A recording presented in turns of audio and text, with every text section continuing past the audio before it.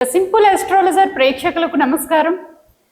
ఈరోజు మనతో పాటు ప్రముఖ ఆధ్యాత్మికవేత్త జ్యోతిష్య నిపుణులు శ్రీ గోపాల్ అయ్యంగార్ గారు ఉన్నారు. గురుగారు నమస్కారం. దీర్ఘ సుమంగళి భవ. ధన్యవాదాలు. గురుగారు, ఈ వారం వారఫలం ఎలా ఉందో చెప్పండి. 31వ తారీఖు ఆగస్టు నుంచి 6వ తారీఖు సెప్టెంబర్ వరకు ఎలా ఉందో వివరంగా చెప్పండి. తప్పకుండా చెప్తానమ్మా. అలాగే ఈ వారం ముందుగా గ్రహస్థితులు కానీ గమనిస్తే శని మీనరాశిలో, గురువు మిథున రాశిలో, శుక్రుడు కర్కాటక రాశిలో, బుధ రవి కేతు గ్రహాలు సింహరాశిలో, కుజుడు కన్యారాశిలో, చంద్రుడు వృశ్చికం ధనుసు మకర రాశిలో ప్రయాణిస్తూ, రాహు కుంభరాశిలో ప్రయాణిస్తున్నాడమ్మా. ఓకే గురుగారు, అలాగే ఇప్పుడు గ్రహస్థితులను చెప్పారు. ఇప్పుడు ఏ నక్షత్రాల వాళ్ళు ఈ పుట్టినరోజులు జరుపుకోవచ్చు? ఎవరైతే భాద్రపద మాసంలో జన్మించారో, భాద్రపద మాసంలో పుట్టిన అనురాధ నక్షత్రం వాళ్ళు, అలాగే జ్యేష్ఠ, మూల, పూర్వాషాఢ, ఉత్తరాషాఢ, శ్రావణం, ధనిష్ట నక్షత్రంలో పుట్టిన వాళ్ళు ఈ వారం వాళ్ళ నచ్చిన గుడికి వెళ్ళి వాళ్ళ భగవంతుడి మీద అర్చన చేసుకొని అక్షింతలు వేసుకోండి. చక్కగా మీ పుట్టినరోజుని భగవంతుడి సమక్షంలో చేసుకోండి. ఇంగ్లీష్ క్యాలెండర్లు ఫాలో అవ్వద్దు.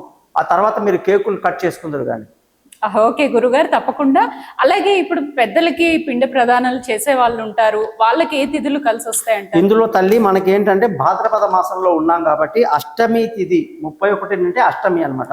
అష్టమి నుంచి చతుర్దశి తిథి శుక్లపక్షంలో పెద్దవాళ్ళు ఎవరైతే గతించారో వాళ్ళని భాద్రపద శుక్ల అష్టమి, నవమి, దశమి, ఏకాదశి, ద్వాదశి, త్రయోదశి, చతుర్దశి ఈ తిథుల్లో పోయిన వాళ్ళని మనం స్మరించుకుంటూ వాళ్ళకు బియ్యం పోయటం లేదా పిండ ప్రదానం చేయటం మంచిది.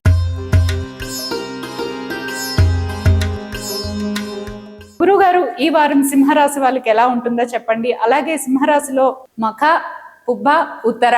మఖ 4 పాదాలు, పుబ్బ 4 పాదాలు, అలాగే ఉత్తర ఒక పాదం ఉంటుంది. కాబట్టి వాళ్ళకి అసలు ఏ దశలో పుడతారో వాళ్ళకి ఏ దశ యోగిస్తుంది? సూపర్ అండి. సింహరాశి వాళ్ళందరూ కూడా చాలా సంతోషపడాల్సిన విషయం ఏంటంటే గాయత్రి గారు మంచి జాతకాలు నేర్చుకుంటున్నారు. బాగా పర్ఫెక్ట్గా మీ గురించి ఆవిడ మీ తరఫున అడుగుతున్నారు. కాబట్టి కాస్త ఓపికగా సమాధానం కూడా వినండి. మకా నక్షత్రంలో పుట్టిన వాళ్ళు కేతు దశలో పుడతారు. పుబ్బా నక్షత్రంలో పుట్టిన వాళ్ళు దీన్ని పూర్వ ఫల్గుని కూడా అంటారు. అవునండి. దానిలో శుక్ర మహాదశలో పుడతారు. అలాగే ఉత్తర అంటే సూర్య మహాదశలో పుడతారు. సో వీళ్ళకి ఎప్పుడు యోగిస్తుంది అంటే సూర్యుడికి ఎవరు ఫ్రెండ్? సూర్యుడికి కేతు అంటే మఖ పడదు, శుక్రుడు పడదు.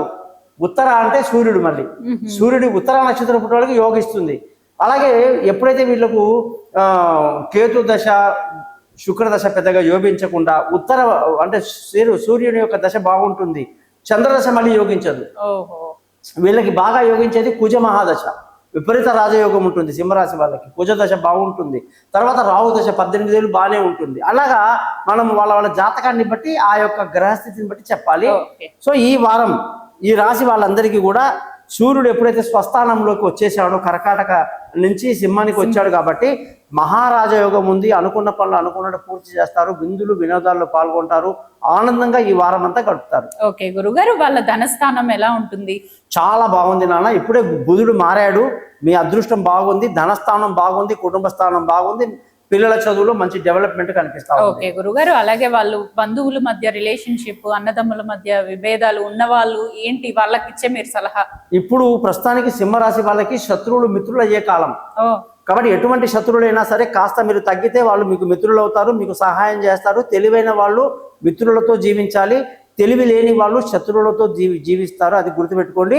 ఈ వారము శుక్రుడు 12వ ఇంట్లో ఉండి బంధువుల రాక మీకు సంతోషాన్ని కలిగిస్తుంది, విందులు వినోదాల్లో పాల్గొంటారు, మానసిక ధైర్యం బాగుంటుంది.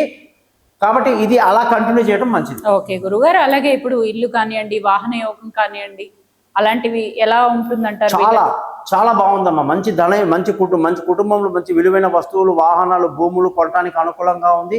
లావాదేవీలని అనుకూలంగా ఉన్నాయి. తల్లి ఆశీస్సులు, ఆరోగ్యం బాగుంది. కాబట్టి సూపర్ గా ఉంది. ఓకే, అలాగే ఇప్పుడు సంతానం లేని వాళ్ళ పరిస్థితి కానివ్వండి, ఉన్న వాళ్ళు సెకండ్ ఆప్షన్ కి వెళ్ళాలనుకునే వాళ్ళ పరిస్థితి ఎలా ఉందో? చాలా వరకు సంతానం పరంగా చాలా సంతోషం కలుగుతుంది. సంతానం లేని వాళ్ళకు సంతానం కలుగుతుంది. తెలివైన నిర్ణయాలు తీసుకుంటారు. వాళ్ళ చదువుల కొరకు విదేశీయానాలు, దూర విద్యల కోసం చేసే ప్రయత్నాలు సఫలంగా అవుతాయి. అన్ని అద్భుతంగా ఉన్నాయి. తెలివైన నిర్ణయాలు తీసుకుంటారు. స్పోర్ట్స్ లో ఉన్న వాళ్ళకు కూడా చాలా బాగుంది. ఓకే గురుగారు, వాళ్ళ ఆరోగ్య పరిస్థితి ఎలా ఉంది? ఆరోగ్యపరంగా అష్టమంలో శని ఉండడం వల్ల తీవ్రమైన అనారోగ్యము, లేనిపోని గొడవలు, యాక్సిడెంట్లు, అనుకోని ఏదేదో ప్రమాదాలు జరిగే అవకాశాలు అష్టమ శని క్రియేట్ చేస్తున్నాడు. కాబట్టి సింహరాశి అంటేనే శనికి పడదు, కాబట్టి సూర్యునికి శనికి ప్రమాదాలు ఎక్కువ తీవ్ర స్థాయిలో ఉంటాయి. కాబట్టి ప్రతి ఒక్క సింహరాశి వాళ్ళు కూడా వాహనాలు నడిపేటప్పుడు జాగ్రత్తలు తీసుకోవాలి. శత్రువులతో మీద ఒక కన్నేసి ఉంచాలి. రుణ ఒత్తిడి ఎక్కువ ఉంటుంది. అలాగే ఆరోగ్యం పట్ల జాగ్రత్తగా ఉండాలి. ఓకే గురుగారు, అలాగే ఇప్పుడు ప్రేమికులు కానివ్వండి, భార్యాభర్త చాలా మంది విడిపోయి దూరంగా ఉన్న వాళ్ళు ఉంటారు, వాళ్ళు కలిసే యోగం అంటారా? సింహరాశి వాళ్ళకి అసలు ప్రాబ్లం ఏంటంటే వాళ్ళు నిప్పు ఫైర్ అన్నమాట. చాలా స్ట్రైట్ ఫార్వర్డ్ గా ఉంటారు. చిన్న చిన్న తేడా కూడా విపరీతమైన కోపం వస్తుంది. ఈ రాశి వాళ్ళకి ఇప్పుడు అష్టమంలో శని పడ్డాడు కాబట్టి లేనిపోని గొడవలు, ఆడవాళ్ళైనా మగవాళ్ళైనా భార్యాభర్తల మధ్య గొడవలు, లేనిపోని ఇష్యూస్, గొడవలు, కోర్టు కేసులు, పోలీస్ కేసులు అయ్యే అవకాశాలు ఎక్కువ ఉంటాయి. లేనిపోని గొడవల్లో తలదూర్చకుండా ప్రశాంతంగా ఆనందంగా ఉండడం మంచిది. ఓకే, మీరు అష్టమ శని అన్నారు, అలాగే మరి వాహనాలు నడిపేటప్పుడు ఎలా జాగ్రత్తలు తీసుకోవాలంటారు? ఎప్పటికైనా సరే శని అష్టమంలో ఉంటే మంచిది కాదు. అవును, కానీ అక్కడ ఓనర్ గురువు 11వ ఇంట్లో ఉండి మేలు చేస్తున్నాడు.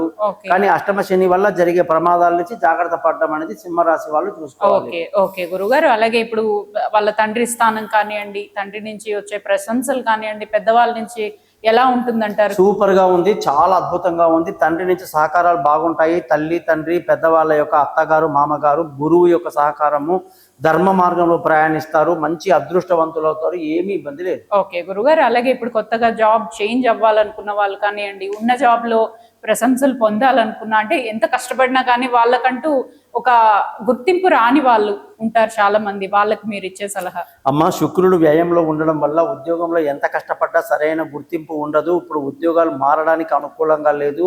అనుకున్న సమయానికి ప్రమోషన్లు, ఇంక్రిమెంట్లు టైంకి రావు. ఉద్యోగాలు ఇప్పుడు మారడానికి అస్సలు నేను యాక్సెప్ట్ చెయ్యను. ఓపికగా జాగ్రత్తగా చూసుకోవాలి. ఓకే గురుగారు, అలాగే ఇప్పుడు ఉన్న వ్యాపారాన్ని పెంచుకోవటానికి కొత్తగా వ్యాపారం పెట్టాలనుకున్న వాళ్ళ పరిస్థితి? ఇదే ప్రశ్న లాస్ట్ వీక్ మీరు అడిగినప్పుడు అస్సలు బాగాలేదు, కానీ ఇప్పుడు చాలా బాగుంది. ఈ వారంలో ఎవరైతే వ్యాపారాలు చేస్తారో వాళ్ళకి బాగా కలిసి వస్తుంది. వ్యాపారంలో ముందుకు దూసుకు కొత్త వ్యాపారంలో మంచిగా డెవలప్ అవుతారు. ఆదాయం బాగుంది. ఓకే గురుగారు, అలాగే వీళ్ళు ఏ గ్రహాన్ని పూజించటం వల్ల ఇంకా బాగా కలిసి వస్తుంది అంటారు? ఈ రాశి వాళ్ళకమ్మా సూర్యుడు బాగున్నాడు, బుధుడు బాగున్నాడు, శుక్రుడు బాగున్నాడు, కానీ ఉద్యోగంలో సరిగ్గా లేడు. అర్ధశుభ్రుడు కాబట్టి శుక్రగ్రహానికి పరిహారం రోజు శుక్ర మంత్రం 10 సార్లు చేసుకుంటే ఉద్యోగానికి మంచిది. ఇకపోతే వీళ్ళకి కుజుడు బాగున్నాడు, శని అష్టమ శని కాబట్టి శని మంత్రం రోజు 19 సార్లు ఖచ్చితంగా చదువుకోవాల్సిన పరిస్థితి ఉంది. మిగతా అన్ని గ్రహాలు చాలా బాగున్నాయి కాబట్టి ఈ పరిహారాలు చేసుకుంటే సరిపోతుంది. తప్పకుండా గురుగారు, చాలా చక్కని వివరణ ఇచ్చారు. విన్నారు కదా, సింహరాశి వాళ్ళు తొందరపడి ఎలాంటి నిర్ణయాలు తీసుకోవద్దు. గురుగారు చెప్పినట్టుగా ప్రతి మంత్రాన్ని చదవండి. ఎటువంటి సందేహాలు ఉన్నా గురుగారిని కన్సల్ట్ చేయండి. ధన్యవాదాలు.